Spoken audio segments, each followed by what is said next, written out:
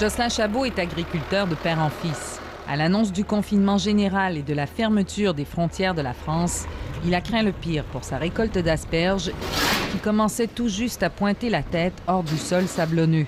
Les employés et les cueilleurs sont d'origine espagnole, donc ils viennent d'Andalousie tous les ans. Donc premier problème, la cueillette, hein. Comment cueillir les asperges cette année? D'habitude, j'ai pas du tout de main-d'œuvre française, hein. Pour la France entière, ce sont environ 200 000 travailleurs saisonniers qui viennent normalement du Maroc, de la Tunisie ou encore de l'Espagne qui se retrouvent exclus de l'Hexagone. Et les récoltes, comme celle de M. Chabot, ne peuvent pas attendre. Ils sont français, jeunes et en santé. Ils ont répondu à l'appel du ministère de l'Agriculture en prêtant leurs bras aux cultivateurs de France à court de main-d'œuvre pour que la France puisse manger. Ils ont, comme Guillaume, un chômeur, rejoint les rangs de ce que le gouvernement appelle la grande armée de l'agriculture française.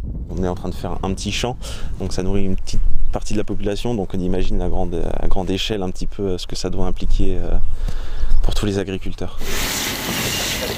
Pour encourager les candidats, on leur permet de cumuler leur chômage partiel et la rémunération d'un saisonnier, qui est plus ou moins équivalente au SMIC, le salaire minimum. La récolte assurée, encore faut-il trouver comment l'écouler. Pour une majorité d'agriculteurs, la fermeture des marchés publics, c'est la disparition des principaux points de vente, une catastrophe économique qui s'ajoute à des exportations plus difficiles. En temps normal, les Chabots vendent 98 % de leurs asperges ici, à la ferme. Mais règles de distanciation sociale obligent, impossible de recevoir les clients de façon sécuritaire. La solution, ça a été de prendre mon téléphone, de me connecter à Internet et de démarcher toutes les grandes surfaces de la région. Tous les jours, Jocelyn se remet au téléphone pour trouver des preneurs dans les grandes surfaces de distribution alimentaire. Un exercice laborieux, mais qui, pour l'instant, lui permet de sauver sa saison. Ah, elle est belle. Elles sont très belles.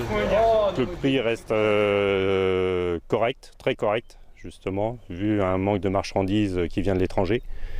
Donc, c'est un plus pour moi, évidemment. Les gens sont quand même à la recherche aussi de produits dont ils connaissent l'origine, de produits qui ne sont pas ultra transformés et en lesquels ils ont un peu confiance. Donc c'est bien que ça s'engage là-dedans. Beaucoup de petites structures. C'est un message sans cesse renforcé depuis le début de la crise sanitaire qui est venu lancer le président Macron en Bretagne aujourd'hui. La France est préservée de la pénurie grâce à la richesse de sa production agricole. La filière est la deuxième ligne dans la guerre contre le coronavirus. L'alimentation, l'agriculture française ont été au rendez-vous. Et ça, je crois qu'il faut en être fier. Cette deuxième ligne que salue le président est affaiblie depuis des années par des politiques industrielles qui rallongent la chaîne de distribution.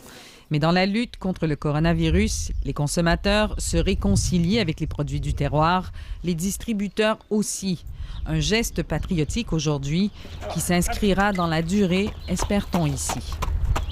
Ici Marie-Ève Bédard, Radio-Canada, Jablines, en Île-de-France.